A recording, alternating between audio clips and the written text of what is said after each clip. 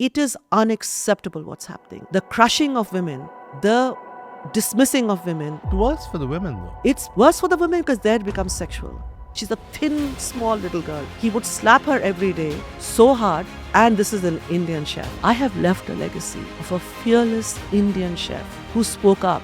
I did not have to bend my head down. You've taken on Marco Pierre White as well. Of course, Gordon Ramsay, Dan Doherty. I mean, the list is endless. So then you went to England. Yes. So what did you do? I suffered. I would wait for another letter from my father. Every week my father wrote to me. I stopped crying. That was my lifeline that kept me alive. It was very tough. The king and the queen in your kitchen.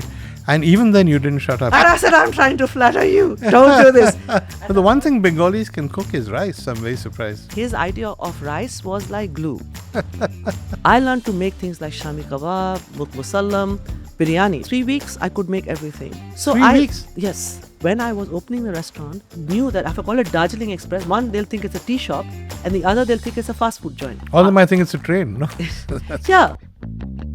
He was asked that, what do you think of people like Asma, who have an all-female kitchen? He said, tell her to come to a real kitchen where there are men. You really said that? You come and work with me. You work under me. Then we'll tell you which is a real kitchen.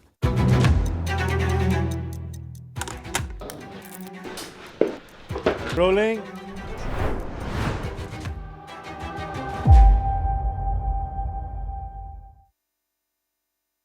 Hello and welcome. I'm talking to Chef Asma Khan today, and while we will talk about things that have made her famous, the rave reviews for her London restaurant, to be the first UK chef to be featured on Chef's Table, we'll talk about a bit more.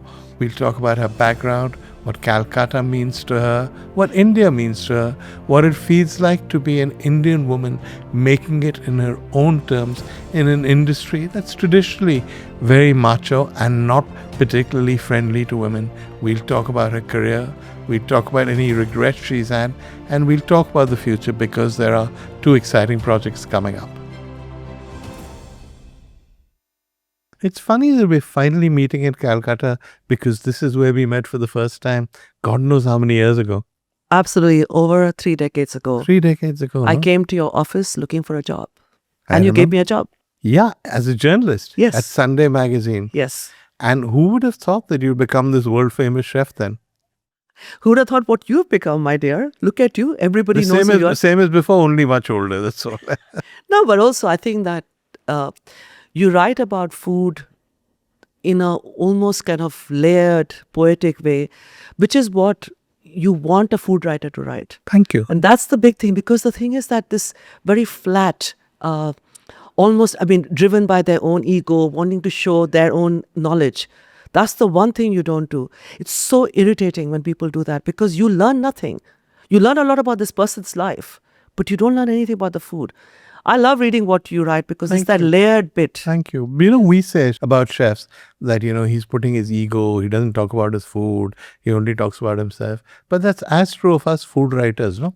There's just so much ego in the writing, Yeah. particularly on new media. There's so much It's ego. frightening and also what is scary now and is affecting the quality of food media in the UK, which is, so you have this old guard, the Jay Rayners and the Mariana Lochrin around. Faye Mashler, of course, is now writing barely anything. There's no second tier coming through because the world has been taken over by absolutely knee-jerk people on social media who've become the spokespeople of food. So it's even more a dumbing down. At least over here, you still have food journalism. Oh, thank you. This kind of, I agree broadly with you. I wanted to go back a bit to how we first met. We met, you were a journalist. Yes. You left, you went, you got married, you went to live in England. Correct me if I'm wrong. And your husband, very distinguished economist. But you, unfortunately, were not much of a cook. Is that accurate? Absolutely. And, my mother was a caterer here. And I think it's, I have to say in defense of that generation of children, Yeah. nobody cooked at that, in the 80s in Calcutta, no kid cooked. But even if you were very middle class and lower middle class, there was somebody always cooking. There was an adult in the house. Yeah. You were not let loose in the kitchen. And the other thing is this predates MasterChef Australia and people making cupcakes and sourdough bread. There was nothing. There was no glory. There was no honor. So why would anyone cook? So I was pretty much, very what would be someone normal in my, genre of kids growing up in the city, didn't know how to cook. And I would have learned in the 3 months between my engagement and my wedding, if my husband had not told me, I don't believe in gender roles, deeply kind of left wing, very driven by justice and equality. He said, I will cook for you. Didn't say he knows how to make one thing. Didn't say What he's was such the one thing he knew how to make? a version of a chicken curry. Also didn't tell me he was a very, very mediocre cook. And that his idea of rice was like glue. Oh dear. And so it was a shock. I thought, he's going to serve me really good food. And But the one thing Bengalis can cook is rice. I'm very surprised. he couldn't cook that. He never learned. Okay, so then you went to England. Yeah. And you were with this great economist and maybe not so great cook. Yes. So what did you do? I suffered. I went through, it was almost like a bereavement. I think that today people don't understand what it felt like in early 1990s to leave India and go. I wrote letters home. There was no phone. There was no internet. There was nothing. It was a kind of uprooting that is very hard for anyone to understand today. Yeah. The thing with technology is that it becomes so, it's immersive. Yeah. And we take it for granted.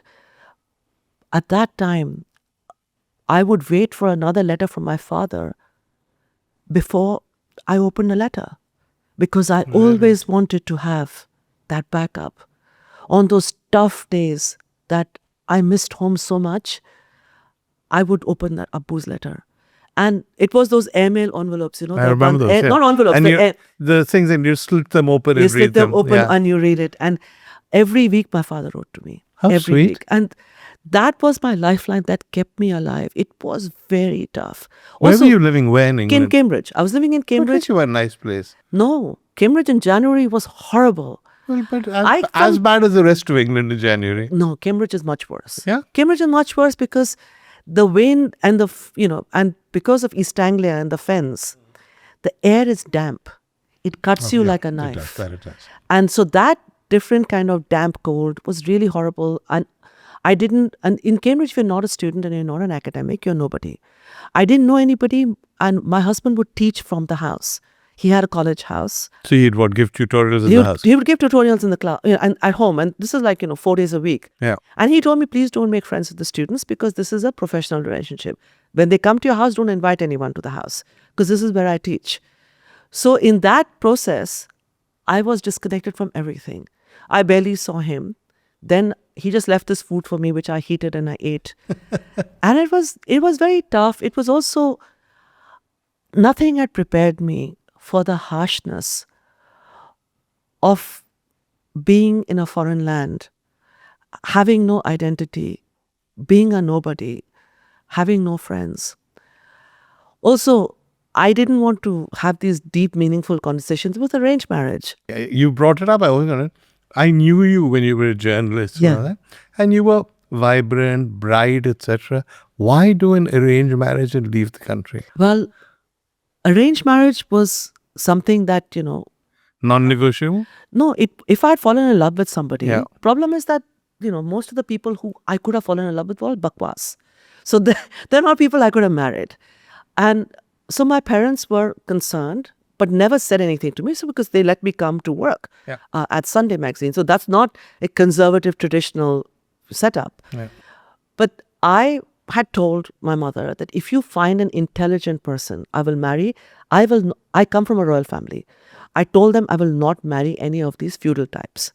Anyway, it was waste of time for me to say it because any of these royal feudal types didn't want to marry me either because they saw me as independent, as trouble, as a rebel. So I was not daughter-in-law material for these conservative Nawab families, would not have touched me with a barge pole. So somehow somebody connected my mother to somebody else. My husband came into this not knowing about the arranged marriage at all. He wanted to interview some Marwadis. He came to Calcutta for that. This was a huge setup. So So he also wasn't there looking for a wife? Not at all. In fact, when he found out, he was horrified. He was, and his first thing was, "Are you being forced?" I said, "Are you crazy?" He said, "No, no, I don't believe in this." He told me, I don't believe it, but by which time I thought, wow, this guy's smart and he's clever and everything. He's liberated. He's modern. liberated, and I'm going to have a cruising life in Cambridge. I'm going to rock it over there. So I told him, no. I said, this is the worst mistake of your life. If you walk away, I will come into you in my dreams. You'll be dreaming of having missed out this opportunity. You said that, right? Yes. And I Okay, so convinced far him. from being forced on arranged marriage, you stalked the poor guy. I stalked the poor guy, convinced him. And also, interestingly, which is, there was this Chinese restaurant, which I can't remember, near our office where we worked together. He came and I took him there. He came to my office. He came to see where I worked. Oh, really? Yes. And then I took him there, and that's when I convinced him over this Chinese meal. So let me get this right. You're this really bright journalist. You stalk and convince this poor Bangladeshi economist to marry Yes. you. Then you go to Cambridge. Yeah. And then once you're there, having got what you wanted, Yeah. you say, hey, it's too cold, And hey, it's too damp, isko khana banana aata nahi hai, this kind of So stuff. all of that's happened. This make a lot of sense. So No, deep- This is what you wanted. No, so deep remorse Yeah. and regret. And then I figured it out, because one day I had this experience, which I've spoken about at the Netflix documentary as well. I smelled someone making paratha. I was practicing how to cycle, because the other thing, I didn't know how to cycle. And you couldn't get around to Cambridge. No, I otherwise. couldn't get around Cambridge. So I was practicing and practicing. I was a very poor cyclist. And it wasn't just that someone was making paratha. What the aromas coming out of that house was that last stage where the brown flecks, and I smelled ghee. So it was that final stage. I was overwhelmed with the feeling of having lost, that I was nothing and nobody, that nothing good could ever happen to me. And I felt so far away from home. This overwhelming sense of failure that I felt, because I was standing outside with my cycle weeping, and so defeated that I could not even ring the bell and maybe say hello to this person, maybe make friends and have that paratha. Today I might have rung the bell. Yeah. At that time, You were a shyer person then. No? I was a shyer person, but also I realized then, one, that I was going to get nowhere in life. The second thing I realized is food is my way home. Because standing there, Yeah. I remembered Calcutta. I remembered Ammu, my kitchen, Haji Saab, and I realized this is it. I'm going to be okay. I stopped crying and I thought, I'm going back. I'm going to learn how to cook. This is how I came to food. How did you learn how to cook? I actually learned very fast. I How? spent a lot of time in the kitchen when I was young. Yeah. That's because your mother had very Yeah, my successful mother had catering business. She had a catering business. I hung around the kitchen a lot. I played cricket right outside. Every time the ball went into the kitchen, I had to go. Otherwise, और किसी की मार पड़ती थी. Nobody else was allowed to go in. I was allowed. The cooks wouldn't shout at me too much, even though they still shouted at me. And so I knew aromas, and I heard my mother's instructions. So it's not just that I learned to cook. I learned to make things like shami kebab, murg musallam, biryani. Biryani is the first thing I learned to cook perfectly. Murg musallam is not exactly a beginner's dish. So No, how? and I whatever I wanted to eat, by 3 weeks I could make everything. So 3 weeks? Yes, it just is crazy. But you had your mother's recipes or anything? Yeah, not anything written. And I mean, anyone who has tried to learn from their mother will know that they are very bad at giving you instructions. It's very random, and then 10 weeks later they'll say, "Oh, beta, I forgot to tell you, this has to be added to it." I was like, yeah. But I think I knew how to cook, but I had not cooked, because I used to hang around the kitchen a lot. So you were basically born to cook and just hadn't realized. Yes. And I think So that there was an epiphany with the smell of the ghee on the paratha, and that unlocked it. yes. And I'm so grateful that was my kismat, that I cycled past that house, because I don't know where my life would have gone. Yeah. Whether I would have stayed on in Cambridge. I was pining. It was like a bereavement. Leaving Calcutta and leaving my home, I felt so incomplete. And when I started cooking, I was whole again. I was complete. I felt powerful. I felt, and it wasn't that I cooked for myself. I understood what it was not to have the food of home. That's when I defied my husband and I started making friends from South Asia. And I went out and I started inviting people because I realized these students are not cooking. Yeah. And I saw in their eyes the same hollowness that I had. Yeah. This is what drives me even today. It's been over 3 decades. But wasn't your husband surprised that suddenly you turned out to be this very good cook, Well, I think obsessive, practicing all the time? he was impressed. I think he was impressed. But what is interesting is that my husband is not into food at all. So As you can tell by his cooking. yeah, but also he's very indifferent to anything. He not, doesn't have a conversation. And, if you try to tell him, this is this thing and I made it like that, he was so like not into it. Okay. But then that means like today, he makes his own little food and he eats it. I believe when he was doing his PhD at Oxford, people have told me that he would have tinned sardines, rice and peanuts every day. Every day. And I was like, I can believe that. So he really is not into food. But on the other hand, he did get a PhD eating sardines and went on to become a great economist. Yes. So So that balances out. yeah, I guess you can't be everything. You can't be, I am probably one of the unusual PhDs who is a chef. Why a law degree? Because I was always told this is to do with how families label people. I was considered very unattractive, dark and fat in the family of very beautiful, thin, fair girls with beautiful hair, all straight, shiny hair. As you can see, curly hair, like out, and didn't like dressing up. And I loved playing cricket on the street. I was a tomboy. So I was always made to feel that I was not royal, princess material. People called me Beauty and the Beast with my sister. So it was deeply damaging, what was done to me.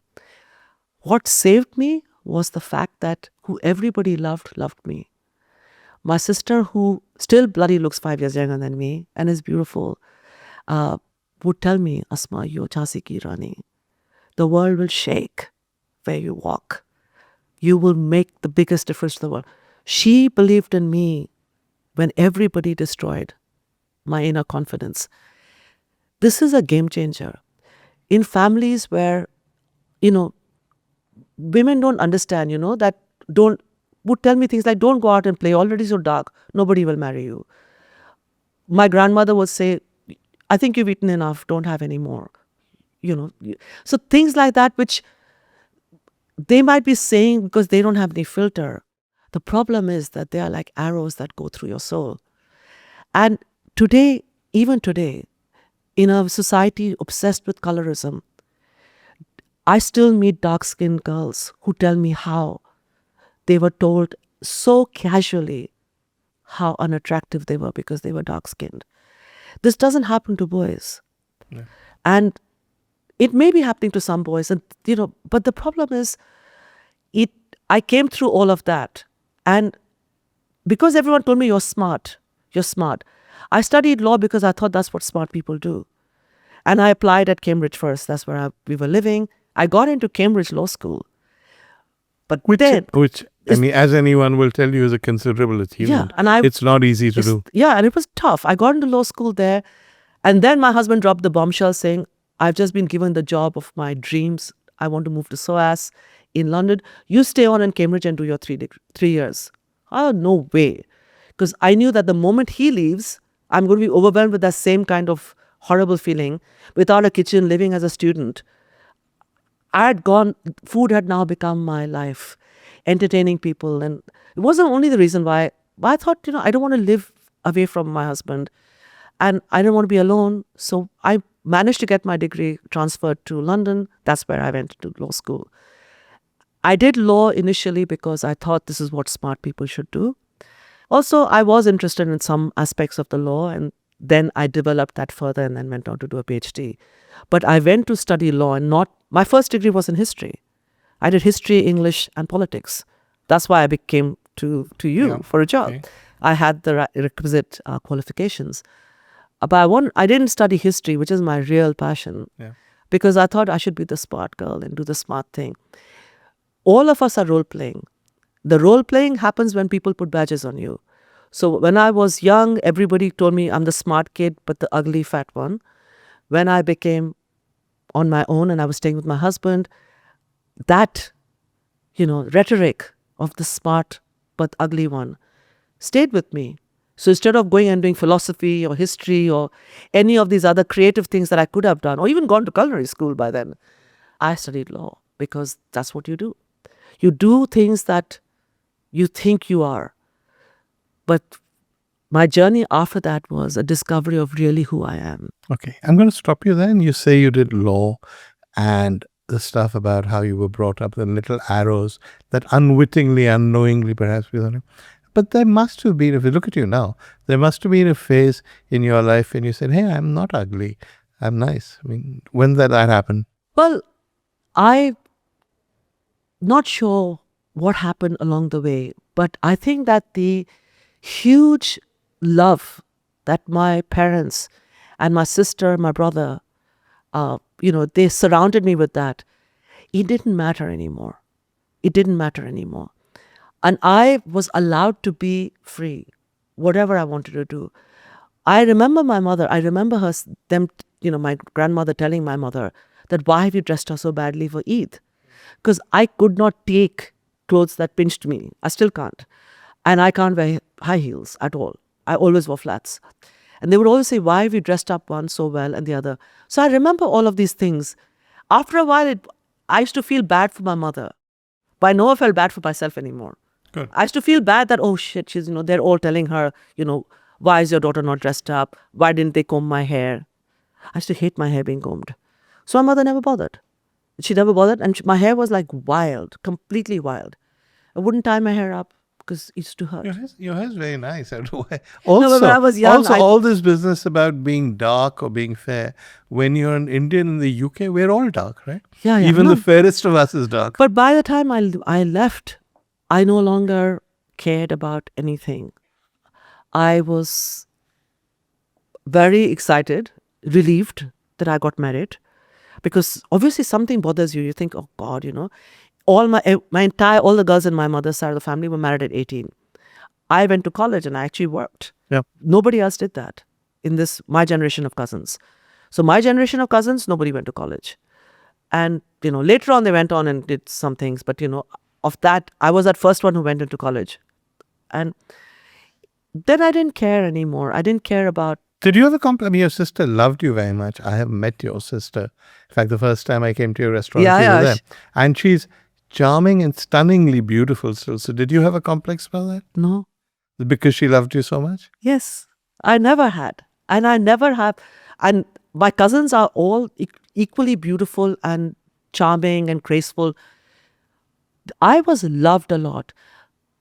One of the reasons why I have an all-female kitchen, why I do so much for women, why I talk about girls and women in hospitality, is I understand the power when a woman stands by a woman. The world will shake. I often also say that there is a space in heaven with a tandoor and chili paste for all those women who did not stand by women, those who pulled the ladder up. Wallah, they will have ghee poured on them and made into kebab in hell. Because so many women are insecure about other women, especially older women who've made it. Yeah. Will close the door, will pull up the ladder. If someone smarter, faster, prettier is there working under them, they will destroy them, but they will not promote them. We can't do this. And I don't have a daughter. Every girl is my daughter. So I never had a complex about people who are prettier than any, whatever. I have no complex about anyone because I run a race. I've been there for 3 decades in the UK. I run a race that is different from a white man. I run a race that is different from a white woman. I cannot compare myself to anyone.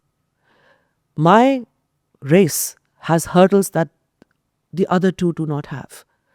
I carry a burden, a cultural burden with pride of my Indianness, of my Muslimness. I carry that burden because that also comes. I have had to go through fire, which a lot of people don't have to. But I came out glistening like gold. And I won. I won in a way that my legacy is people will remember my name. They will remember who I am. I have never ever felt that I'm in competition with anybody. From a very young age, even when everyone was being really mean to me, the princesses that everyone loved me, and then told me always, I'm the warrior princess. They still call me that. They said, you are the Jhansi ki Rani, you're the warrior princess, that you will win every battle. When you're very young and who everybody loves you, and then tells you something so powerful that you are the warrior princess, we are just the princess, but you will battle and win for all of us. And this is why words are important. Even what you write is very important. You don't know who needs to hear that. And I take every opportunity to speak. I go to schools, I go to gurudwaras, I go to temples, I go to mosques.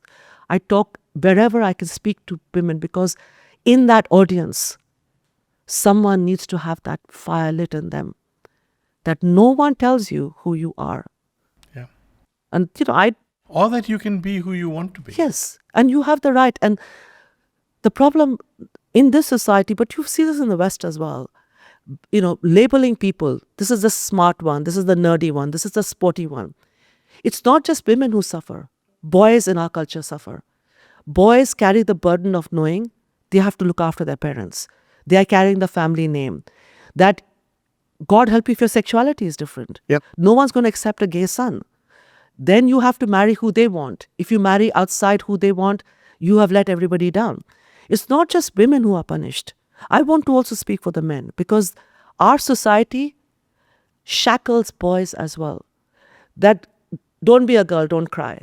You cannot do this. You want to study art? No, you can't. You can't be a musician.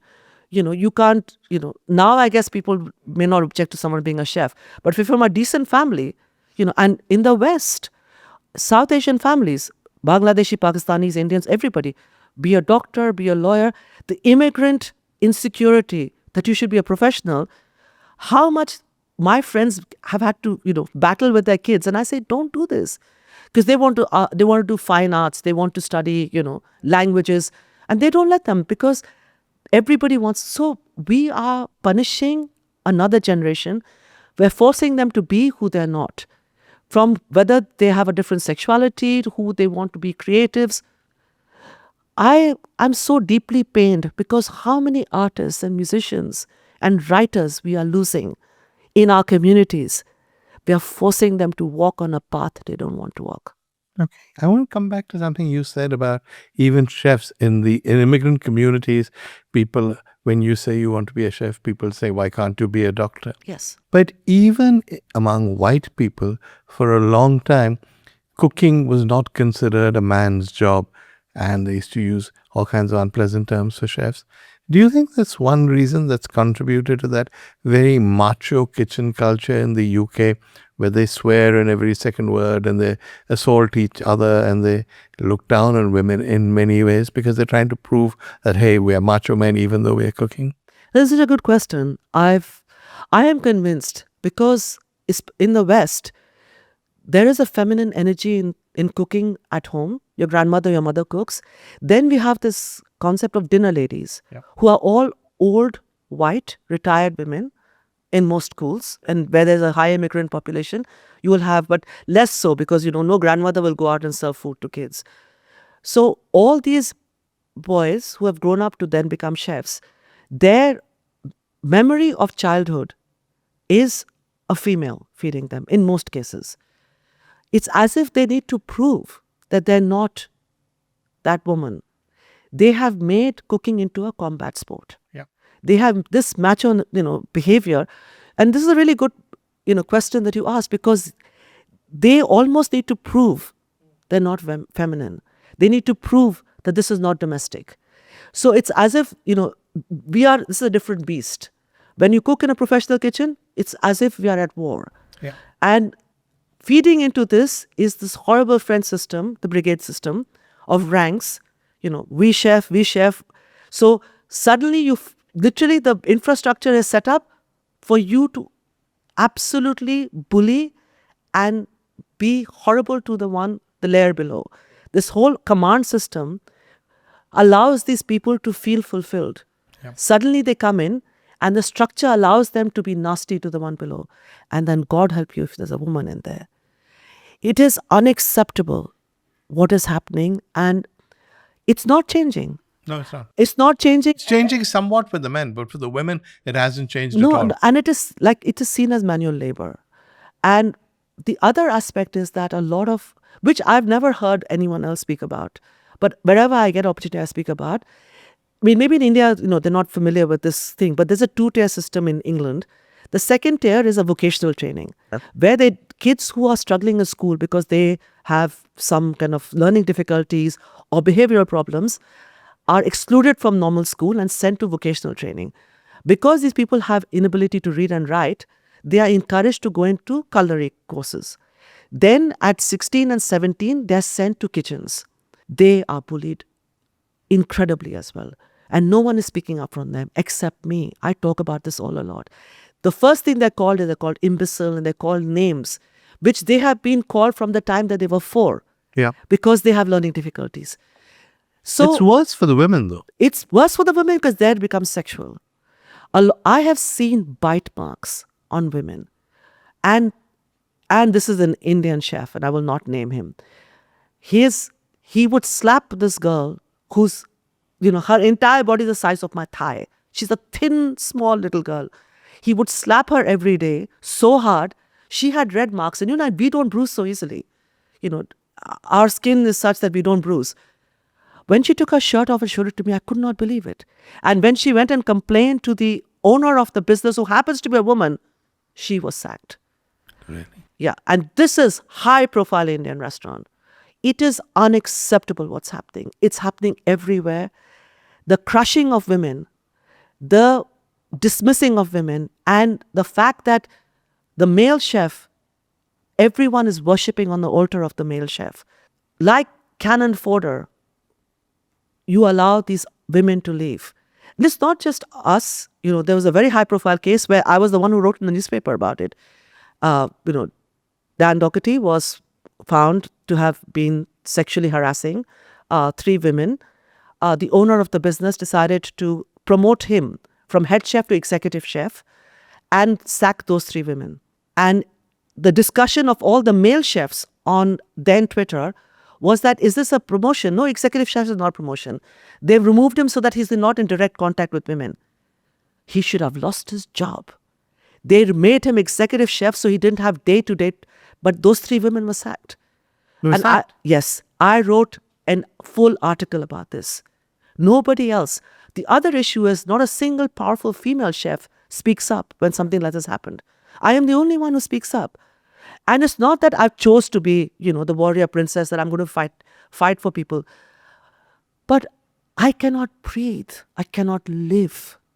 I cannot enjoy my success, my own personal security and my safety, if I know others are in chains. I am not free. I am not free till they are free.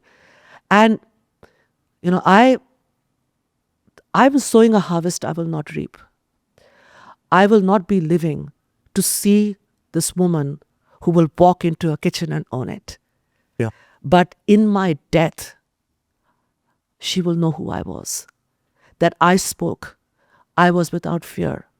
This girl may not be born yet, but there is no way, if I was to die tomorrow, I have left a legacy of a fearless Indian chef who spoke up and never gave up my Indianness, who my identity was. I did not have to bend my head down. I stood up to every storm. This is something that is very important for me, more than every success that I've had. And I say this with very open heart to others. Don't be afraid. You will lose a little bit of privilege. But it's this thing of, the CEO of a company or CFO of a company When they die, their loved ones come, all their stuff is put in a cardboard box with a kind of suitable gap. Another CFO or CEO's name is on the door. Yeah. What is your legacy? You can put that CEO on your gravestone. But when I die, my legacy is different. But you've been very fearless about this. You've taken on Marco Pierre White as well, I Yes. remember. How was that? How did that happen? Interesting thing is, not a single one of them, and all these male chefs are very thin-skinned, have ever come back to me with anything. Yeah. That's the interesting thing. Marco Pierre White, of course, Gordon Ramsay, Dan Doherty. I mean, the list is endless. Yeah. Very interestingly, Cloud Bossy, whose restaurant is just closed, in a meeting, in a press conference, was asked, this is like unacceptable. He was asked that, what do you think of people like Asma who have an all-female kitchen? He said, tell her to come to a real kitchen where there are men. He then really let's said that? Yes, he said this in a press conference. And I wrote the next day in the Times a huge piece saying, you come and work with me. You work under me. Then we'll tell you which is a real kitchen. It's incredible. So is life really that tough for women in the trade? Yes. The thing is that, You have all these ladies who won Michelin stars in England. You have Claire Smythe now. You have Claire Angela Smith. Hartnett. Has it made a difference? Have you ever heard any of them say anything? Not. No. So how does it make a difference? Unless it's sort of other way here, don't mind Gordon swearing. He's not a bad chap, actually. That's about as far as they'll go. Yes, it's not okay. It's not okay. And I've said this a lot to them, and I wish some of them would come back to me about why they're keeping quiet. It's not okay that they're keeping quiet. I wish there were more Indian, South Asian chefs like you who spoke up. None of them do. No, none of them. Not one. Nobody speaks up. In our whole community, South Asian chefs, nobody talks about this. Everybody keeps quiet.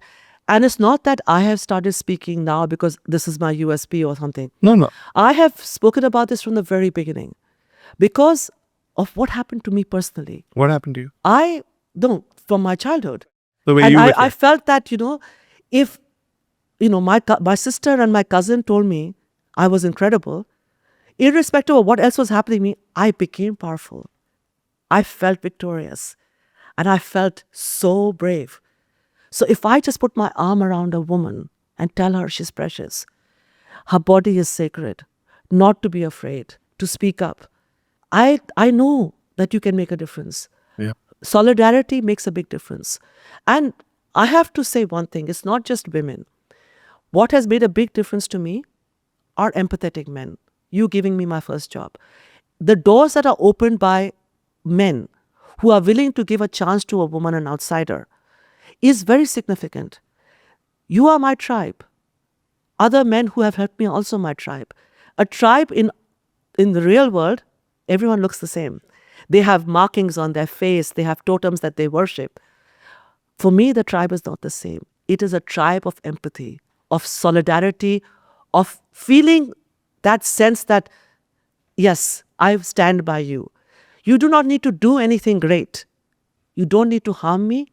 You need to open some doors for me. Women will not succeed if it is about us and them. I have no space for women who are feminists, and it's all about hating men. Really? Yes. It's unusual. Why do you say that? Because I think that women have not covered themselves with glory in the hospitality. Also other women, female politicians, females so many places who is all about them and they're jockeying for their position. But I know, and I've been through this, of men who have been very sympathetic, who've helped me, who've helped other women, who have opened doors for us, who have given us opportunities. I respect them. I do not hate men. Yeah. I have no space. I just hate that person, whether it's male or female, who uses their power to crush others, who uses their power to demean and dismiss someone else, crushing inside their soul, their ability to operate.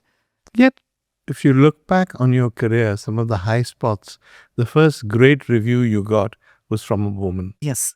The Netflix episode featuring you, which has won so many awards, was directed by a woman. Yes. So it's interesting how women have related to you and to what you're doing. And I think that it does make a huge difference. That there are enough people around. I think the world is big enough for everyone to be on stage. And women who recognize that, the Fame Ashtars of the world. Okay. Fame Ashtar, for people who don't know, is the food critic who went and you were doing a pop-up at a Yes. pub, isn't that story?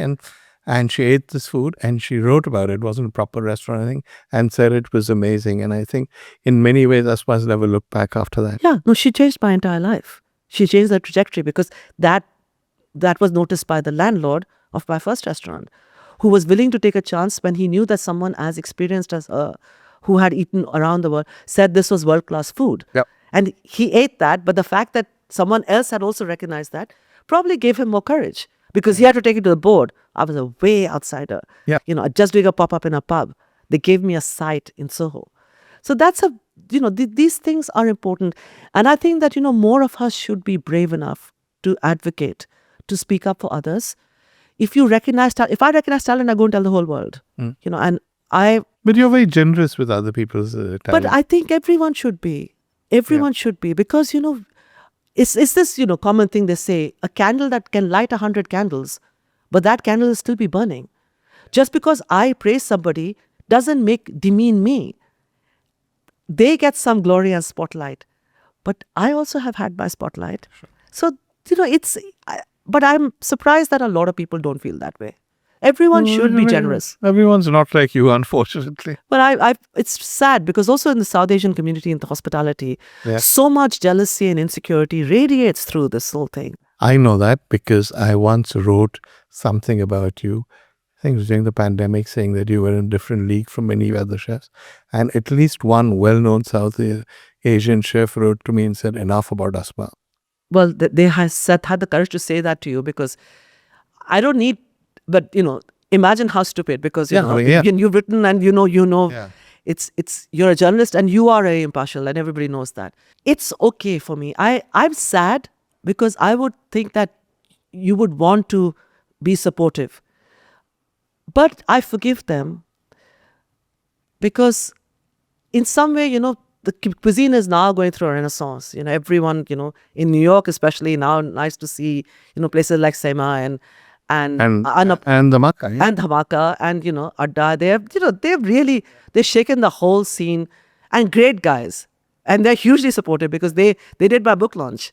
When you started cooking and cooking for other people, you started doing supper clubs, if I remember this correctly. And you did this at home. Yes. In your own house in London. Yeah. And how did your husband, who's a very quiet person, react to all this? Oh, he didn't know. I lied to him. I'm sorry? He didn't know. Explain that. He's not at home. And the thing is, because my husband's an economist, would go off for long research trips. Yeah. So he's so far away, he can't just suddenly come home. So I would do it when he was away. I realized that if I have this conversation with him, that I want to invite, strangers to the house who will sit around and eat and, will go into your study. This person, I think most people would say no. It's not just because he was an academic or that, he just didn't want so many people around in his study or his house. I think it was reasonable to expect most people would not want strangers in their house. And, I thought once he's gone. He won't know. As long as I don't break anything and, damage his books, he's not going to find out. So I did it behind his back.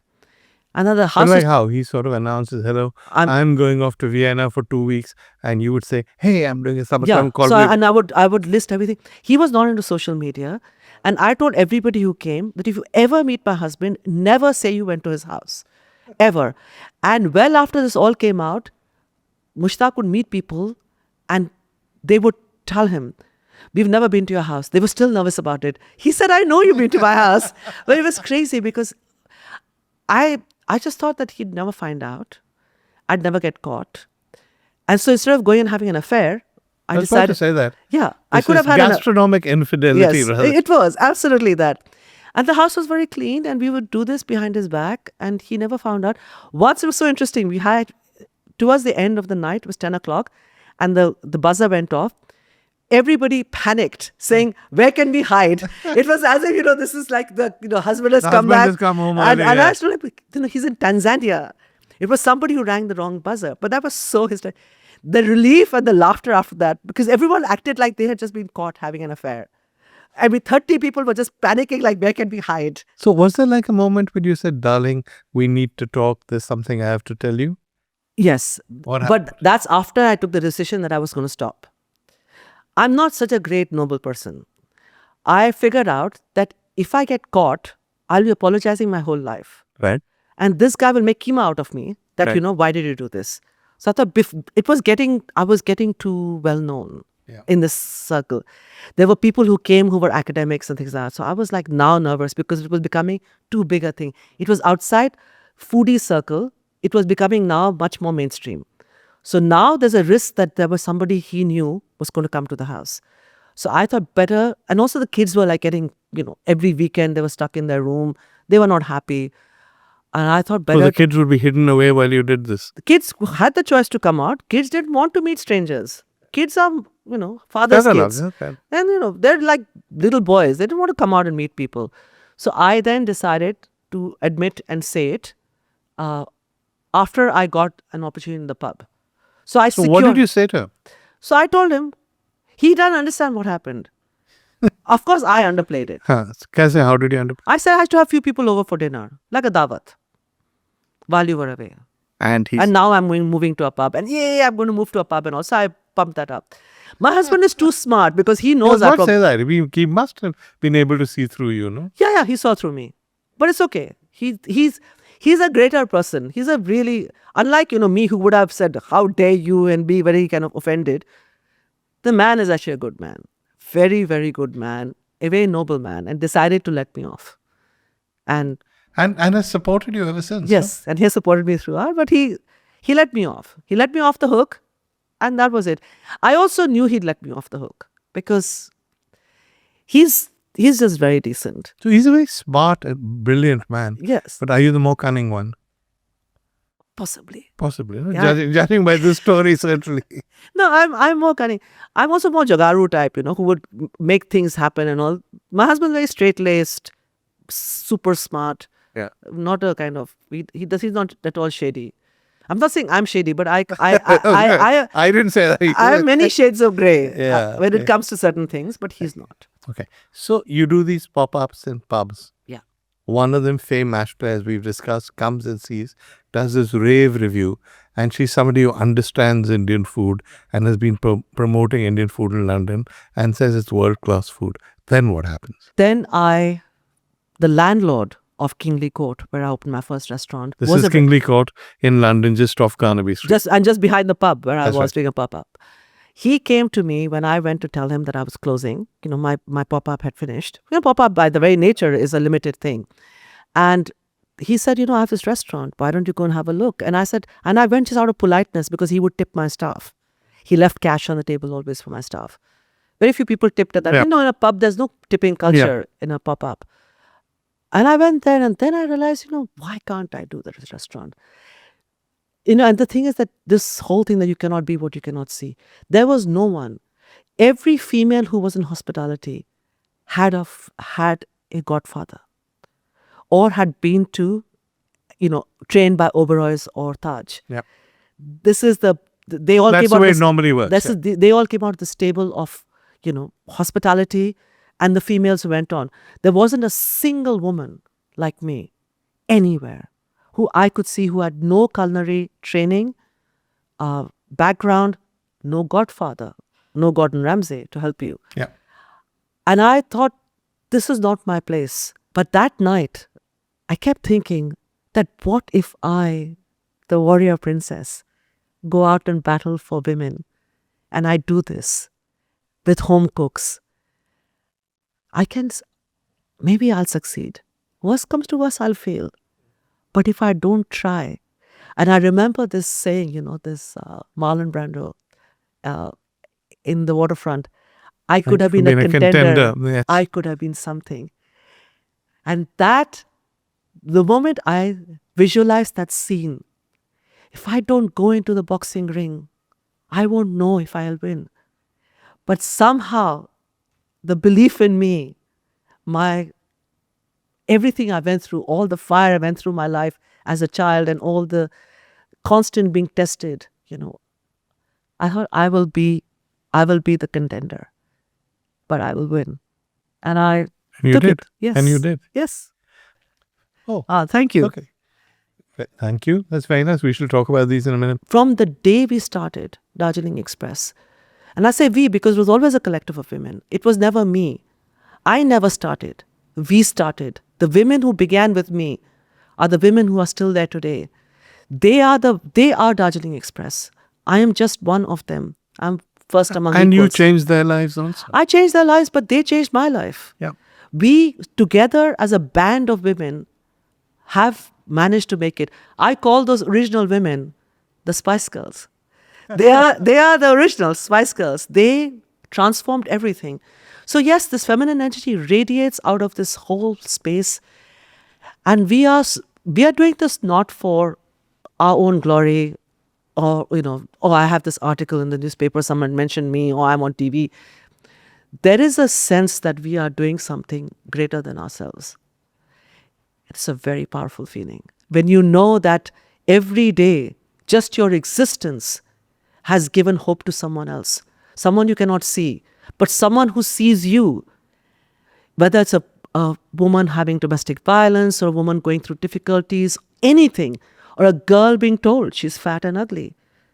I talk about this not because I want people to be sympathetic to me. I speak about this because I want to hold the tongue of that grandmother, of that aunt, sometimes of that mother and father. Do not do this to your children. Because I came through, but you are crushing something of another person. You have no right to do that. The first thing I ate ever that you'd made when I came to Darjeeling Express was a plate of puchkas, which Yes. was a starter. And there had been pani puri in London before, in Drummond Street. Yes, there were yeah, all these Gujarati places. Yeah. But nobody had ever done a puchka before. Yes. So many people watching this think everything is pani puri. So just explain to us what makes a puchka so different. So the biggest thing is that, first of all, can I just say Yeah. that it's the best version of this in India is done in Bengal. Okay, so let's put that one side. The potatoes and black chickpeas, very important filling, because all other fillings are bakwas. So it's the amount as well, the Yeah. right amount of potatoes. And Bengalis with obsession with potatoes. And the water. It's really important. The water is this kind of, it isn't water that has got mint in it and stuff like that. It's got kala namak, it's bhuna zira. That's the heart of the Bengal water. And what is, it's interesting because the kala namak is used in Ayurveda to replenish your body salts. When you perspire in a place like Bengal, which is like a sauna most times, you lose salts and water. And puchka is a greatest, I think such a fabulous dish because also everybody can afford it. Yeah. It's something that bridges the rich and the poor. It's available on the street. And I don't know how to make these other versions. I cook the food of Calcutta because I don't know any other food. Some people will often ask me, why don't you have this and that? I don't know how to make it. I only know Bengal. And this is why we put the puchkas in, because we knew how to make puchkas. You said all the other versions were bakwas. Huh. You haven't tried them. How do you know they're bakwas? Oh, I do. I mean, this thing of, even in Banaras, having the puchka that's fried in ghee and all very interesting. And the green and, with ice cubes in Bombay and Mumbai, Delhi, and from UP we try many versions of it. I miss the potatoes. And I've also loved the water of Bengal because I think that tanginess and the kala namak, which is, the balance is beautiful. So puchka for me, the one that you get here is my favorite. But I think everybody's favorite is the puchka of their childhood. Quickly, you're now saying to make up after having called everybody else's bakwas, no? Well, I shouldn't be. And I think you shouldn't say I'm wrong to call anything bakwas, because just the fact that you have a chance to have puchka, you're lucky.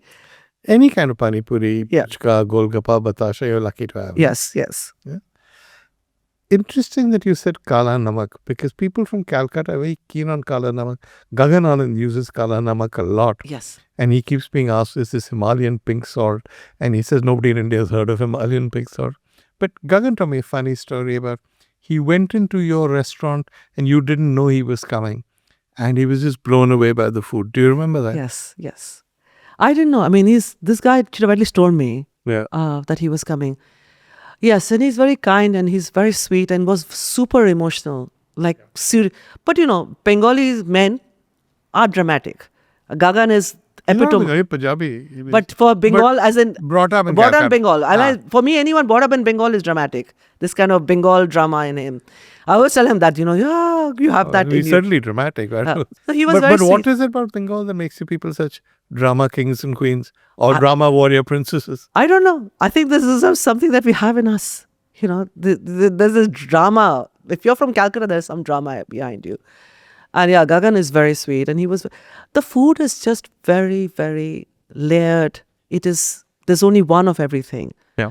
One of everything made fresh. We cook for dinner again. There is a sacredness in our food that comes from patience and love. Patience and love are ingredients. People recognize this because it reminds them of food that they ate at home, not just South Asians. I've had people from all kinds of culture telling me, this is like as if I ate at home. If my grandmother could cook Indian food, she did. And one guy left a note on my pass, where I was running the pass in the first Kingly Court restaurant, that when I ate your food, it took me to a place I had forgotten. And now I yearn to go back there. Oh, that's quite something. Yes, and I don't know who it was. He just left that. I know it was a guy because there was no female. It was somebody who was eating on this side. That we know.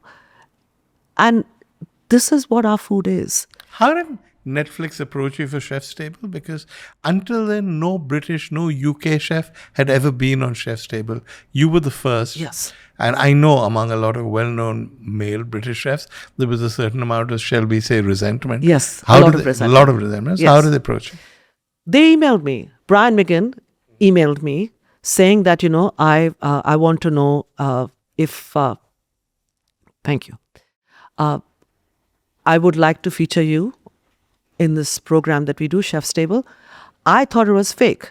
It's like Really? because you get dearly beloved, you won the lottery, give me your bank account. I am a Nigerian prince. You You are a are warrior a princess, warrior princess. We will live forever in this castle. I just need your bank account. So obviously, it's just had that feel to it. Also, it was like not that, we want to talk or thinking, I think you're amazing. I think what you've done is amazing. I was thinking, oh my God, some weirdo. I didn't reply. Just randomly, I saw something else because McGinn is an unusual name. Yeah. I saw his name. Then I panicked and wrote back to him saying, I'm so sorry. So he wrote back saying, you took time. I said, yes, because I thought you were, a fake person trying to steal my money. Brian still laughs about this. And we spoke that night. I was in a car park. We spoke for an hour and a half. And at that time, I started telling him who I was. And I told him, we need to go to India. He said, it's very hard for us to do 2 centers. We want to come and cover you in thing, but we can't. I said, this for me is very important. He said, it'll blow the budget out of the water because we will have to carry our kit and the crew. And I said, Brian, if you want to tell my story, you got to come to my land. You need to walk on the earth. You need to be in my courtyard. Brian McGinn is amazing. He said, let me talk to everybody. Called me back the next day and said, yeah. He said, 1 week in London, 1 week in... Because they don't do 2 centers. Yeah. Because of this, and also because of continuity, you need the same team and moving So everything. their idea of 2 centers is Paris and the village near Paris where the restaurant is. Yeah. Yeah. So taking it across the ocean was not their idea of fun. It was 50 cases of just camera kit arrived. It was crazy. The logistics were crazy. Not once did I hear anyone from the Netflix team or from Sabha Club, which is the Brian McGinn and the team who make Chef's Table, complain. They just loved the whole thing. They did the whole thing. I have to admit, I never saw a single episode of Chef's Table before. I knew who they were, but I was running a restaurant. I have no time to see Netflix. And my kids were dominating the Netflix, and all the time, whenever I was home, they were watching something. Yeah. So I never got a chance to see anything. So I never seen anything. And only first saw after they were like 1 week before they arrived. I saw my first episode of Chef's Table. I'd never seen. So I didn't know anything of what to expect. I didn't fully understand what was happening. And Gagan is interesting because a week before my episode was going to stream, he told me, close all your bookings. He called me and said, Asma, close all your bookings because you will be overwhelmed. And I thought, oh my God, Calcutta, drama queen, I'm not going to do it. I wish I'd listened to him. We got fully booked for 1 year. Really? 1 year. One episode of Chef's Table. The day it came out. Normally, I'm forced to open on a Monday. Monday, nobody comes out. This is pre-COVID, of course, but still Monday, no one comes out to eat. We get 7 people maximum, 4. First Monday, 90 people. Wow. And till 90 bookings for 1 year. Wow. And the only reason it was 1 year is because of the booking system had 1 year open. And if I had listened to Gagan, I would have been, it was uncontrolled. We just died. We didn't know what to do. We struggled. But it was so exhilarating. It was a chance when I realized that also I saw the edits, not all of it. The first time I saw it was in the Berlin Film Festival because it premiered there. That's the first time I saw the full episode. And I was in tears because there were things that they hadn't shown me that they were going to show. It was unbelievable. And I had to go on stage with David Galb and speak. And it was something. And I realized then, while I was walking up, that every step I'm taking, I take for every woman. The unloved, the unwanted, the unpaid. That short walk to the stage was a huge battle cry. We belong. Do not dismiss us. Do not close doors on us. Do not force us to be who we are not. Honor us. Honor the hands that cook. I walked every step. I remember feeling that. Really? Because what I was worried about, this was Berlin, and it was like this huge, I was so embarrassed looking at myself on the screen. But the audience was maybe 80% was German. I was terrified that they would not get it. When the credits started rolling, there was silence. And then I heard the shuffle because I was sitting in the first row because I had to come on stage. And then the standing ovation. And it didn't stop. That's when I realized, for all the women who never ever got respected, today I stand for them. It was an overwhelming feeling because I realized this is an audience that may not get the cultural nuances, but they understood the injustice and they understood what I was saying about the lamenting of the birth of a girl, the preference for a boy, the dismissing of women as cooks, and my victory. And it was really powerful. Did you realize then that there was so much resentment back in England among other chefs that they'd picked a woman, an Indian, somebody who was outside the charmed circle? I didn't really care. But did you notice it? But what is interesting is I had expected to be trolled. I expected to be trolled by everybody. On social media? On social media. No, the people on social media are fine. It's the other chefs who were the problem. But I didn't care about the chefs. I was worried about being trolled, and also my children reading that. Yeah. That who is she? She's not even British. And people saying, oh, she's not even Indian. Yeah. All kinds of things could have come up. Not a single person trolled me, which is interesting because how many, trolling is an art, and it's a big problem, which it's horrible everywhere. I wasn't trolled. I mean, I really didn't care. I didn't really care what happened. I realized one thing. So that I needed to show my team and talk about this collective of women. When I told the Netflix people and Chef's Table people that I want to show my team, they told me not a single chef asked to show their team. Really? No one has. No one since as well. I am the only chef on Chef's Table who showed their team. Not only did I show the team, I asked them to be named with their village because I wanted that village that lamented the birth of this girl to see her on TV and know she made it. One of my women, when she went back after Chef's Table, when she got off the station, they had come with a whole drum set and they put her on a horse and took her back. How wonderful. And she was bullied by the entire village because for 14 years she could not have a child. Then eventually she had twins. She told me that the village had turned up to receive her.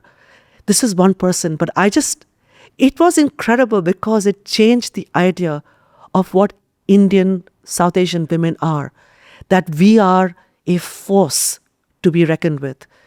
And I was, of course, unscripted because I told them, don't script me. They often had to script a lot of other chefs because chefs are... I don't believe anyone can script you anyways. I told them, don't script me, let me speak. Yeah. And let me tell the story of my women and of justice and equality and of pride and honor. And then edit it as you want. They did a great job with editing. It is... It's won awards. It's one of their best episodes. It's one of their best episodes. And that team was incredible. But also they did this whole journey with me. They went into the palace, they went into the fortress, they met my parents, they walked to the mango orchard with me, they went into Nizamuddin and heard the Qawwali. So I think that because I was able to take them to India, when they sat down on the editing table, they edited this with a different... And they put you in context. No? Yeah. It wasn't just food. You've never been just about the food. I wanted to talk about that. Most people, Chef's Table is, as you said, you were full for a year. I've spoken to chefs who appear on Chef's Table and have been, say, #1 in Asia. And I've said, what mattered more? And they've said Chef's Table. Yes. Chef's Table is where the bookings came from. Yes. So most people in your position, once they'd been on Chef's Table, would do one of several things. They would try and upgrade the restaurant and go for a Michelin star. Or they would take that fame of the food and then open restaurants all over. You did none of those things. I remember interviewing you afterwards. And I was quite shocked because you talked about opening kitchens in conflict zones, Yes. all the things that you wanted to do. And I said, but Asma, it's huge to be on Chef's Table. Everybody's talking about you. You said, yeah, but when I die, I don't want it to be said on my grave, this is Asma Khan, she cooked. I'm happy if they mention that, but I want it to be said, this is Asma Khan, she made a difference to people's lives. Yes. So that was true even then, huh? It's true then, it's true now. I work in conflict zones. Every day I live one day less. So if I did all of this of trying to get a Michelin star and trying to win 50 best or, making a lot of money, opening in lots of places, how can I moisten the earth? Yeah. The ocean waits for me, my death. I will make my journey every day worth it. Others can do what they want. I don't judge them. You should do whatever you want. But I see my role as someone who will break the rocks, who will clear pathways. I feel the breath of other women in my neck. I know they're coming behind me. And I often say, the thing that inspires me is Akla Cholore, which is You Walk Alone from Rabindranath Tagore. So this last, verse where, he says, oh, unfortunate one, when everybody has closed their doors and left you alone in the storm, let the lightning set fire to your ribs and your bloodied footprints are marked so you know where the thorns are. I am in that space.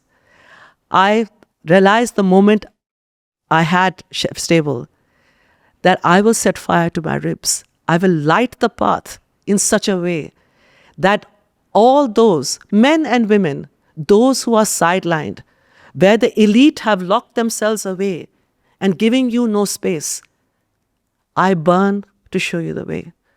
And it's not that I feel I lost out. No, you chose a different path. I chose a different path. And I'm happy I did this because in this way, it's been more than 8-9 years since I've opened a restaurant. Now I'm looking at doing other things because now I realize that I need to move out of England to another land to take that sense of... Where would you go? Well, I looked at America, but right now that's gone on the back burner. I don't think this is the best time for America. Yes, but I am definitely looking at a very interesting version of doing something in Dubai, which is, again, because Dubai is so male-dominated, so the way that the whole setup. So I want to do something much more But Dubai is all putting caviar and truffles on everything. Well, it's not your scene exactly. But I want to, I will go in there to show that there's another way. There is another way. And so there's no point going in and to spaces to speak to the converted. Yeah. I've never done that. So yeah, I'm very interested in Dubai, but eventually I would like to come home here. But there's still work to be done outside. Yes, there's work to be done outside, but eventually the Darjeeling Express will come back to its own land. Steam back to Calcutta. Steam back to Calcutta because this is my home. This is my homeland and I will come back As here. you made clear throughout all the Ekla Chalo age, you're very, very Calcutta in your approaches. I'm very Calcutta. Calcutta is where I am everything because of Calcutta. Yeah. From the Puchkas to the poetry that inspires me, to everything, to the, this city made me completely. It taught me how to live and it taught me how to cook. I owe the city something. Yeah. I want to talk a little bit about the food, a subject, oddly enough, we've more or less ignored since now. You've seen what's happening to Indian food in the UK. Do you think anything positive or good is happening? No. That would be my view also. Why do you say that? I wish the chefs, the GMs, and the powers who are behind these restaurants had a bit of confidence. Okay. I wish they did not feel they needed to become something that others are doing. The whole idea of a small plates, why are we using foreign, terminology for our food? Tapas style Indian food. My grandmother, who's dead, will die again when you give food without no rice, no roti. A 1-inch food on a 5-inch plate, you inhale it, the food is gone. Yeah. This is not how we eat. But everybody is trying to do things, and the excessive use of truffle and caviar. Someone called meetha bundi, mihirdana, sweet caviar. Kill me. Sweet caviar. I mean, why? Why do you need to do this? Talk about what the mihirdana is. Mishti. The meetha bundi, the greatest story is, we use it in our families for milads. Yeah.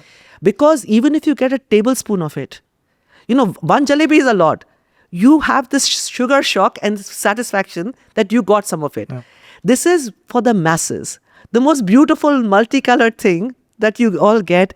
Childhood, all of us remember this in all the Eid, we used to all get meetha bundi. Why not tell people those stories instead of calling it sweet caviar? I just don't understand. Also, excessive use of chocolate. You and Is that true? Do they use a lot of chocolate? There's a lot of chocolate being used for things, It's not an Indian ingredient. It's not an ingredient. But, you make chocolate samosa, you put chocolate cigar, there are so many ingredients that we have that are beautiful, have beautiful stories. Indian food is not in a great place in the UK. It's not in a great place in a lot of places. But interesting what they're doing in New York, because with Sema, when you go there, Just one bunch of people. that's just one. You take Ronnie and Chintan out of it, there's not that much happening. If you take them out of it, there's nothing happening. But these guys, that just shows, they are super successful. Yeah, they are. This is very important. Something like Sema, which I never thought would succeed the way it has. And now what? Hardest reservation in New York. Yeah, absolutely. I was like almost in the kitchen. Every time I go, I manage to eat there. Yeah. But that too, almost on the table that they put You're for very me. lucky, very privileged to be able to get. No, I cry, weep and demand. So I get fed there. But in London, Yeah. for some reason, I find that whatever good was happening in Indian food stopped years ago. There's nothing new. There's nothing innovative. There's nothing different. There's nothing real. Yes. And I think that there are too many gatekeepers. Meaning? Too many people who have been successful in Indian food are unwilling to mentor, to help, encourage, it is a closed door. The problem with the Indian food scene in London and in England is that it is now, there are power, there's centers of power who are controlling things, who are rolling out many versions of themselves. Yeah. And they are not supporting, young women, young men, people wanting to do different styles of food, more regional food. So that is unfortunate, because the problem is that when the power is in the hands of very few, and those few do not have open hearts and open minds, it affects the entire industry. On my own, I try as much as I can, but I am not that powerful. I don't have that kind of money. I don't have huge investors investing in me. I don't want them. But those that have money should be doing more, and they're not. What about India? Have you eaten widely? Is anybody here whose food you've eaten who you think is doing interesting things? I unfortunately do not eat widely in India because when I come back, my family holds me hostage. From one aunt to another aunt, I go to eat. So literally, I cannot go anywhere. So this is my huge difficulty when I come in. And I eat street food a lot. I eat street food. I do get sick sometimes, but I still go and eat street food. So no, I don't. And I wish I would get a chance to eat more different things in You India. also don't come often enough to India. I remember, I forget how many years ago it was, Tarun years, who's able to remember, we did this pop-up with you, culinary culture pop-up with you at the Taj Land's Yes. End. The sort of fairly cynical, jaded Bombay suburban audience. And at the end of that meal, which I've never seen happen at a restaurant, they got up and they gave you a standing ovation and Yes. people were in tears. Yes, which is very unusual for Bombay. Yeah, it's unheard even of. Taj was It saying never that- happened since then. Yeah, so that's very sweet. I think, people should be brave. When you come in with the kind of love and passion and the stories and honoring your mother and grandmother and honoring your land and your watan, people get it. Even that jaded, I remember that standing ovation and Yeah. the crying that happened. It was deeply moving. And I felt that it was such a thing. And I have not come back and done a pop-up since. Yeah, I was going to say that. You did the chef's table, made nothing of it. You did this hugely successful pop-up, you made nothing of it. So partly you move on and do different things. Yes. I move on to because things like, capitalizing on chef's table. I have written 3 books Yeah. in the time where I've had since then. But I try to go into spaces where nobody else will go. This whole thing of, being that water and the river. Yeah. Why will I flow in the easiest channel where the, banks are there and I can just flow through that easily? I need to cut the path and I need to go You through. need to flood and hit the rocks and wear them down. Yes, and that's what I try to do. So this is why, it's not because I don't, there are times, like there are things when I see a picture of a watch and I think, oh, I would like that. I want this. Do you have much money? I mean, I haven't No. asked you this. You don't, no? I don't have much money. Why? I mean, you could have made millions by now. Yeah, because I don't do ads and I don't do You promotions. don't do any of that stuff. No, I don't do ads. I don't do promotions. There are times when I feel that, I would like something like really nice or fancy. I would Well, like a car. you like nice clothes and stuff Yeah. like that, but you never seem to do the things required to get more of them. No, I won't. Because I think if I have free time, I spend a lot of time mentoring people. That I know. And I spend a lot of time talking to women, even rural women. I work in and this is all off the camera, off everything. Because if I'm doing it for camera and everything, then, it's pointless. It kind of defeats Also, often the person who's come to me is struggling. So I want them to feel secure that when I'm speaking to them, I will never mention their names. I will not bring a camera in. I will not write about her because somebody in that community will recognize, oh, this is that woman who went to her because she's being abused or her daughter is being sold and she's trying to save her. I'm not going to put people at risk. So I do a lot of stuff. I feel this life is worthwhile.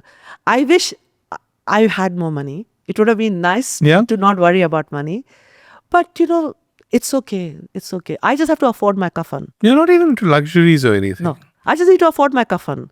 That kafan is what I need when I die. Everything else is fine. Why this obsession with death? This is like the 8th reference to my legacy, to after I die, when I die. Why? It's not because I'm morbid and I think that this thing. I talk about this because actually, when I say I live one day less, so does everybody else. Yet they spend that time using a knife to destroy someone else's future, trying to jockey for position, trying to promote themselves. Please understand, your life is finite. If you can actually nourish the ground and help someone else, that is a much better use of your life. Yeah. I speak about death not because of death. I speak about the life I'm living till I die so that I can be of use. I talk about this because no one else speaks about it. It's almost like, let's not talk about we're going to die. Oh my God, we are all going to bloody die. But till we reach that point, do something useful. I could have that Michelin star outside my restaurant door or be in the kind of top 50, have all kinds of accolades. But how many restaurants have had the king coming and serving biryani to people from their kitchen? I have. So there are other things. I should mention that I actually saw the video of the Yes. king and the queen in your kitchen, and even then you didn't shut up. You talked non-stop. Yes. Yes, I remember him sort of nodding his head while you were talking. So you're obviously not intimidated by famous people, anything. No. You're yourself regardless. Yes, because I mean, when the protocol people came and said that we just presume you're not going to bow to the king, I said no. And they all laughed. They said we knew we would not. You didn't even do a lowering of the head. Nothing. No.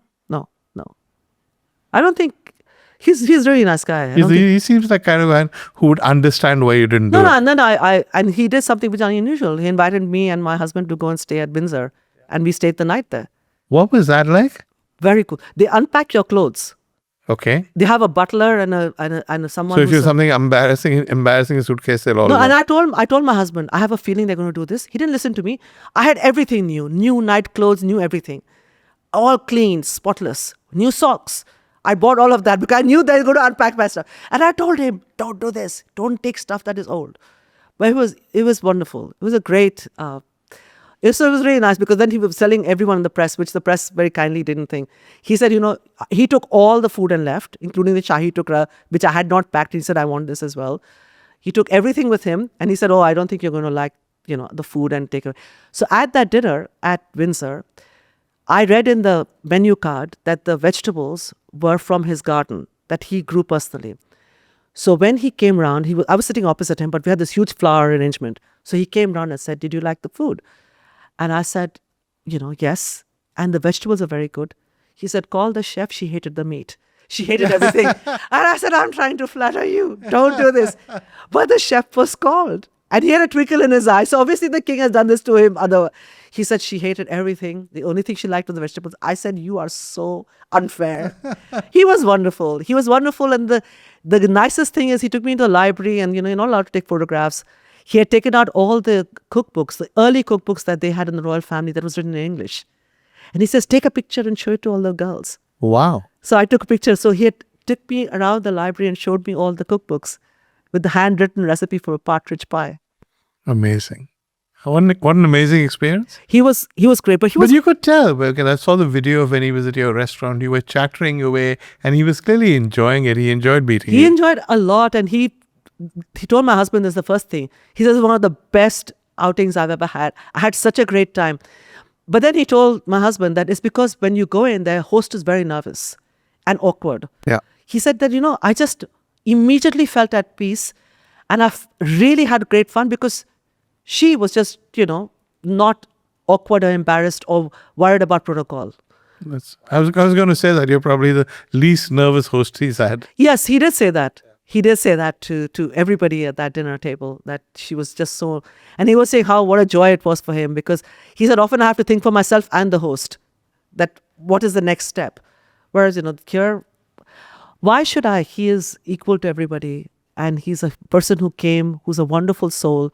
He came to the restaurant, and I think that was great. And he packed biryani for himself and for the refugee families that I invited.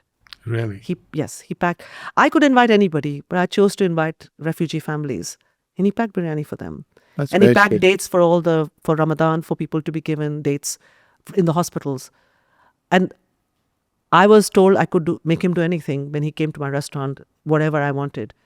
And he delighted in doing whatever He's I asked very him. nice. He is a nice guy. No? He is. He's a very nice guy, and I really like him. And I think that his understanding of art, of organic and regenerative farming, his understanding of different religions, especially I was very impressed by his knowledge of Islamic art. Yeah, interesting. Very He's a knowledgeable. Good guy. Yeah? Yes, he is. And he's not supposed to normally like Indian food, so... Yeah, he took everything. I mean, his wife is I think much more interested in Indian food than him. He was much more interested in the shahi tukra and the halwas and things like that. He asked me, has this been packed? Has that been packed? Really? Oh yeah, That's yeah. interesting. Because the shahi So you're tukra. the woman who made shahi tukra for the king. Yes, I told the story, the royal morsel, the story about how it was what I heard the story behind shahi tukra. No, that was really nice to be able to pack all that food and send it. So when you make shahi tukra, do you make like the Calcutta version? I make the version of my family. Yes, so it is what we make in our weddings. So I make the Calcutta version. All my dishes in the restaurant are very Calcutta in their origin, or my family connected because my mother taught me how to cook. I haven't learned from anywhere else. I haven't gone to culinary school. I haven't learned from YouTube videos. So it is the city where I grew up, where I ate most of this food. So everything, from Rizala to Chap, the biryani is very Calcutta. Puchka is completely Calcutta. We do, momos, again, very Calcutta, Darjeeling kind of connection. So it's really the East. And I have some Bihari influence because my nani is from Bihar. Okay. So we have pulki that, is Bihari. Occasionally we have other Bihari dishes, but Bihari Muslim dishes. So not liti choka, but really kind of things that, more korma kind of things.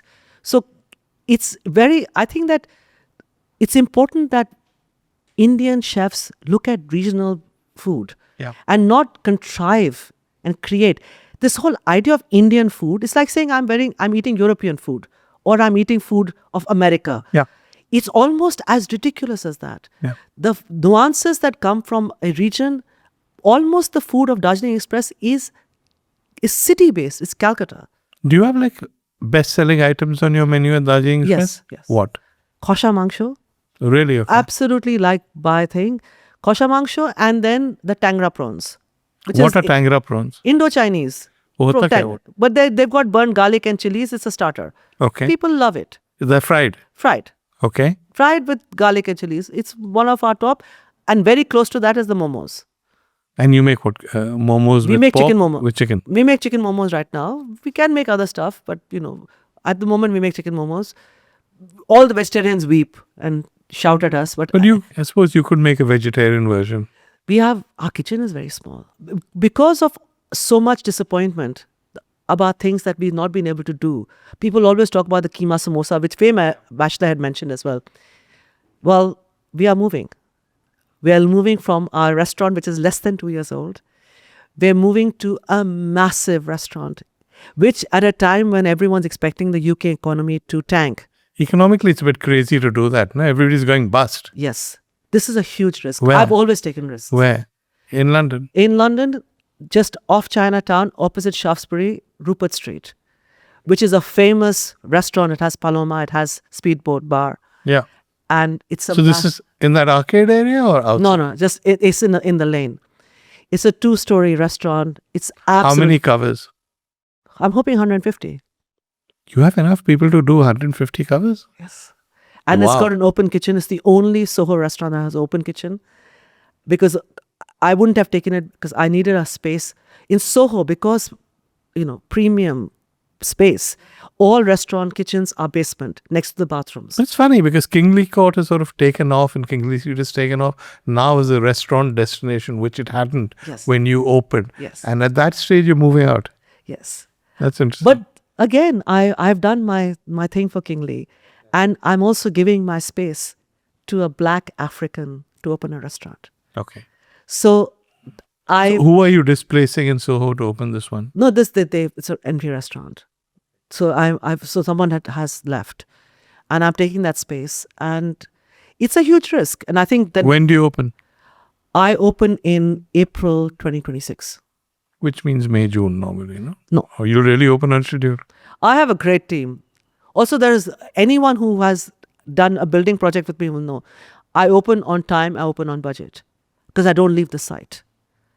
I don't leave it to project Different managers. food or similar food or? No, but now much more Calcutta food. We are bringing Kati rolls back.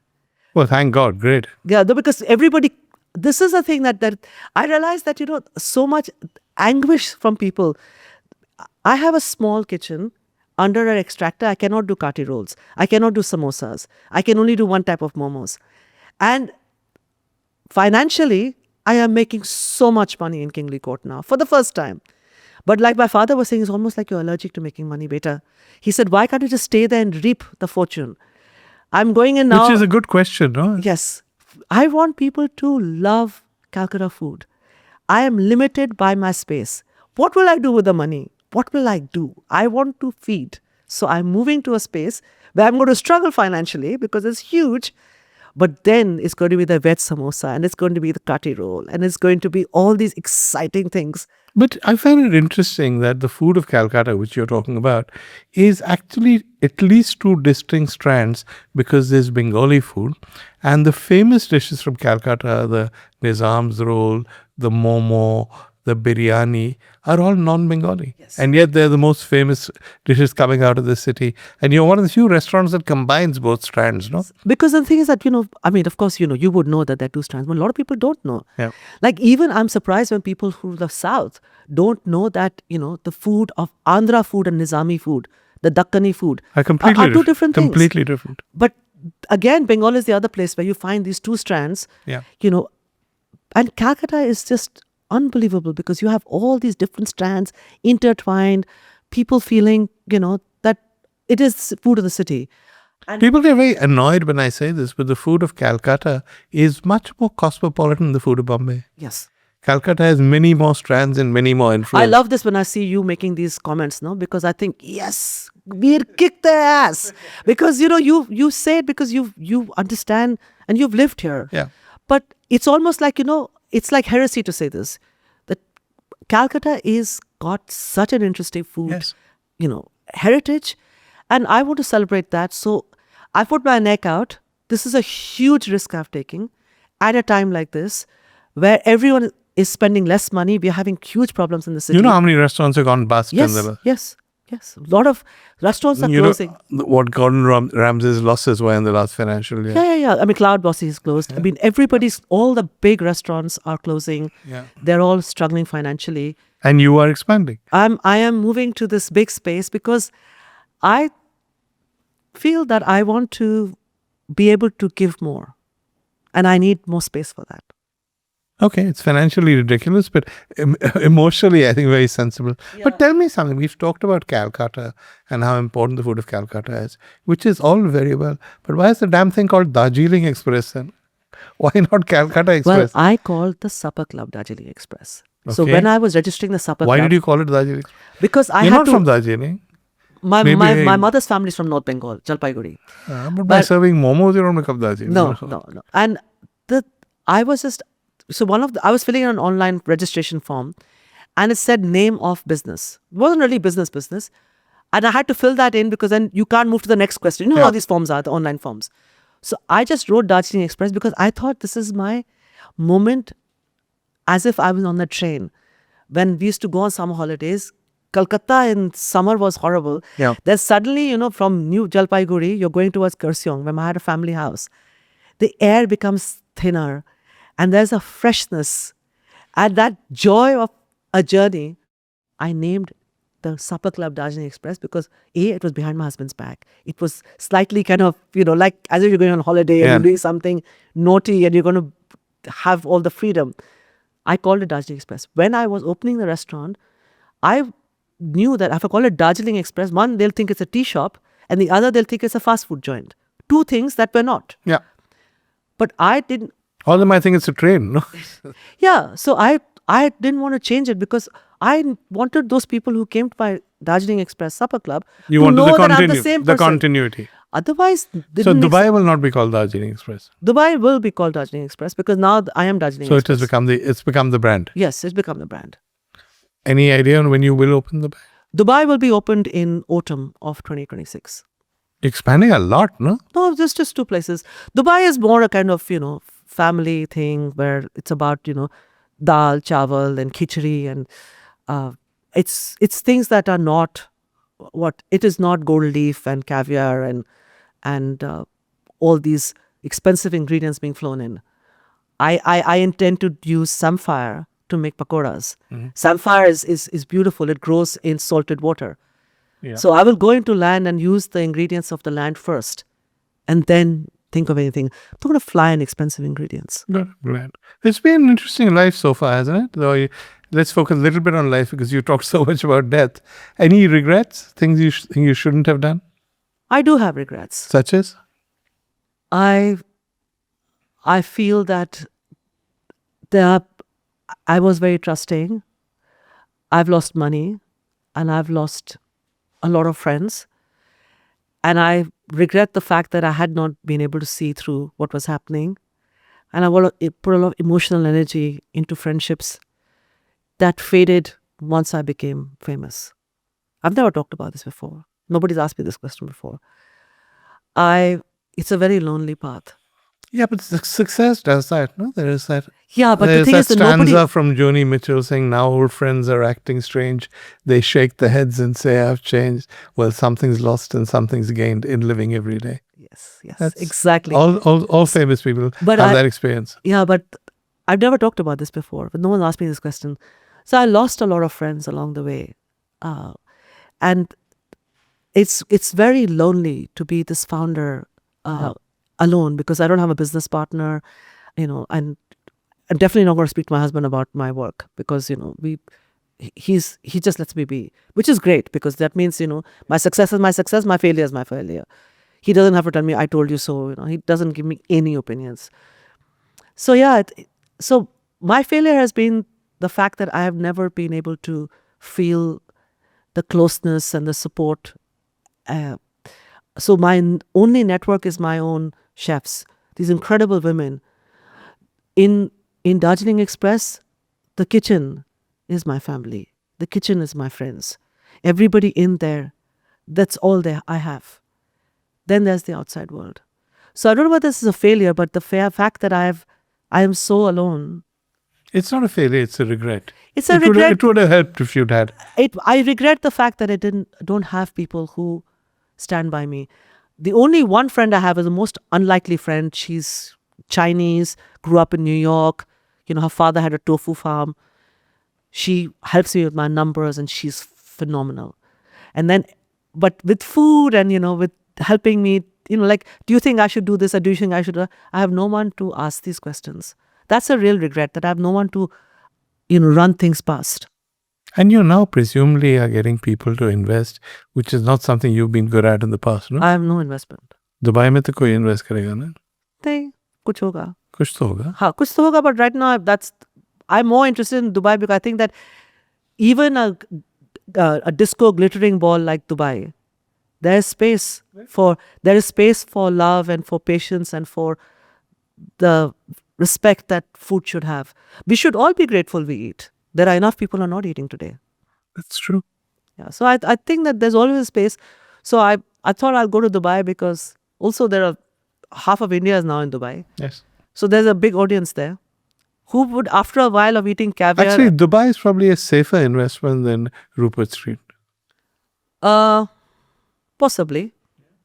Rupert Street is extremely challenging. Yeah. But there's still a battle left in me. So I'm going in for it. Very good. That's why you're the warrior princess. Yes. Yes. Asma Khan, warrior princess, star chef. Thank you very much. Thank you.